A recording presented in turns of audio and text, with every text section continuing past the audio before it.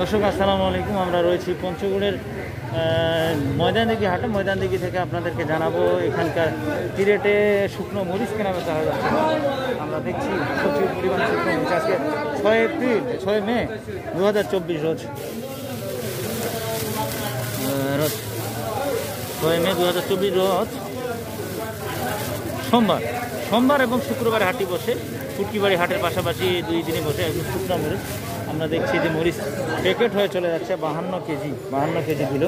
আসসালামু আলাইকুম, কি অবস্থা? নতুন মরিচ কি হাতে পাই গেছেন? হ্যাঁ, এলে কি কারেন্ট না সেকা? এটা কারেন্ট সেকা।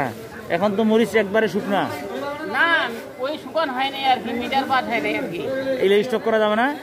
স্টক করা যাবে, রিস্ক হবে, একটু রিস্ক আছে, আরো শুকাইতে হবে। আরো শুকাইলে ভালো হয়। হ্যাঁ, ভালো হবে। আজকের রেট কি ছিল?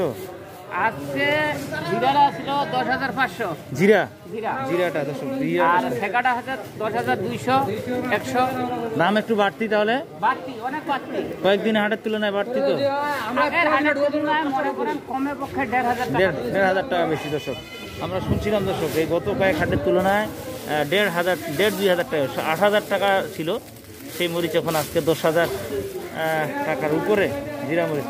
আর সেকাটা গেলে 10,200। হ্যাঁ, 10,200। মোটাটা উঠে না? মোটাটা আজকে মনে করেন 9,000 9,500। মোটাটা ছিল 7,000-8,000 টাকা। এটাও দাম বাড়ছে। হ্যাঁ, 200 কম 7,000 ছিল। এখন মনে কি ব্যাপার, মরিচের আমদানি তো এখন বেশি হচ্ছে, তারপরে দামটা এরকম? আর মনে করেন মরিচের ফলন কম, এবার রোদের কারণে ফলন কম। আগে যেই ফলনটা হয়েছে ওই ফলন ছাড়া আর ফলন নাই, নতুন করে আর ফুলে হয় নাই। না।